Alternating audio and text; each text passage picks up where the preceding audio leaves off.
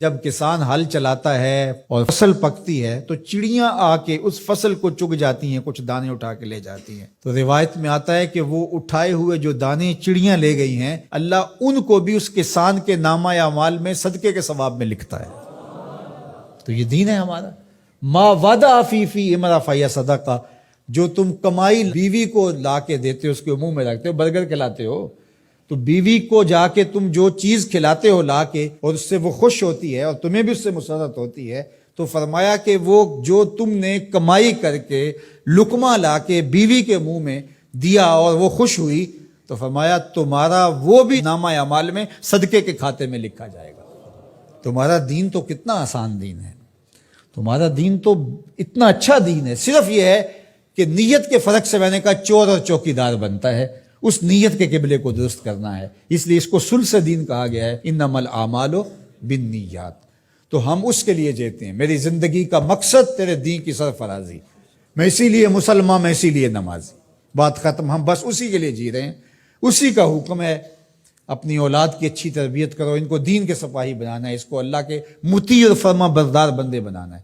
اس کے لیے جو تم کوشش کر رہے ہو تو تمہارا یہ صدقہ لکھا جا رہا ہے۔ تم مجاہد فی سبیل اللہ ہو، تم اپنی اولاد کے لیے اس لیے کمائی کر رہے ہو کہ ان کو جو ہے وہ اللہ کا ایک مطیع بندہ بنانا ہے۔ تم اپنے ہمسایوں کے ساتھ اس لیے سلوک کر رہے ہو کہ ہمسائے اور اللہ رسول کا حکم ہے اور میں نے ہمسایوں کے ساتھ اچھا سلوک کرنا ہے۔ تم رشتہ داروں کے ساتھ نبھا رہے ہو ان کے تلخ رویوں کے باوجود بھی کہ اللہ رسول کا حکم ہے، لہٰذا میں توڑ تو نہیں سکتا، لہٰذا اللہ اس کا بھی تمہیں اجر عطا کرے گا۔ ان تلخ رویوں کا تمہیں تمہارے نامہ اعمال میں اجر و ثواب لکھا جائے گا جو تم سہتے ہو اور برداشت کرتے ہو۔ تم سردی سہتے ہو، تم گرمی سہتے ہو، تم مشکلیں سہتے ہو، تو یہ ساری تمہارا دین ہے۔ چونکہ تمہارے دین کو اللہ نے بہت خوبصورت بنایا ہے، تمہارا دین اور تمہاری دنیا الگ نہیں ہے۔ ایک صحابی کو حضور نے دیکھا کہ وہ بہت کمزور تھا، تو فرمایا کہ تمہاری یہ کیا حالت ہے، تم اتنے کمزور ہو؟ اس نے کہا میں نے اللہ سے ایک دعا مانگی تھی، شاید وہ قبول ہو گئی۔ فرمایا کیا ہوا؟ میں نے دعا مانگی تھی اللہ جو آخرت کے حصے کے دکھ ہیں وہ بھی دنیا پہ بھیج دے اور میری آخرت صاف ہونی چاہیے، تو شاید میری دعا قبول ہو گئی ہے، اور مجھے بہت ساری بیماریاں، دکھ اور اذیتیں ہیں جنہوں نے مجھے گھیر رکھا ہے۔ تو اس پر حضور خوش ہونے کی بجائے اسے ناراض ہو کے کہا کہ تو نے یہ کیوں کہا کہ آخرت کے حصے کے دکھ دنیا پہ آ جائیں؟ تو نے یہ کیوں نہیں کہا ربنا آتنا فی الدنیا حسنۃ وفی الآخرۃ حسنہ، اللہ مجھے اس جہاں میں بہتریاں دے دے، اس جہاں میں بہتریاں دے دے۔ تو یہ زندگی اچھی جئیں، اچھی سواری، اچھی بیوی اور کشادہ مکان، انسان کی خوش قسمتی سے، مسلمان کی، مومن کی خوش قسمتی سے بتایا گیا ہے۔ اچھا اللہ آپ کو گھر دے، اس میں آسودہ رہیں، اللہ آپ کو اچھی فرما بردار نیک صالحہ بیوی دے، بہت اچھی بات ہے۔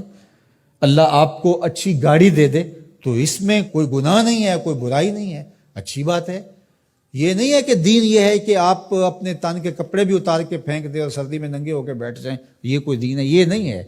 ہمارا دین کیا ہے؟ تمہاری نیت کا قبلہ درست ہو، تمہیں جو ملتا ہے تھوڑا ہے یا زیادہ اس پہ تم راضی ہو۔ تھوڑا ملے تو پھر بھی مالک تیری مرضی میں اس پہ راضی ہوں، اور زیادہ ملے مالک میں تیری مرضی پہ اور تیری عطا پہ راضی ہوں۔ تھوڑا ملے تو صبر کرے، زیادہ ملے تو بانٹنا شروع کر دے، بات ختم ہو گئی۔ اور کاروبار کرے تو اللہ کی رضا کے لیے جائے، اور بچوں کو ایک اچھی تربیت کی نیت سے گھر سے نکلتا ہے۔ حتیٰ کہ جو کاروبار کرتے ہوئے مشقتیں آتی ہیں، ٹینشنیں آتی ہیں، پریشانیاں آتی ہیں، جھٹکے لگتے ہیں انسان کو، گاہک کے رویے کی وجہ سے کسی نے ادھار لے لیا، وہ پیسے نہیں دے رہا، بار بار اس کو کہنا پڑتا ہے، اس کے سخت اور تلخ رویے ہیں۔ یہ جو جھٹکے اور تکلیفیں اور جو ٹینشنیں آتی ہیں، اس تاجر کو اللہ کی جانب سے اس کا بھی ثواب عطا کیا جاتا ہے۔ تو یہ کتنی کرم نوازی ہے اس کی، اور کتنی رحمت ہے اس کی جو اللہ تعالیٰ نے اہل ایمان پہ رکھی۔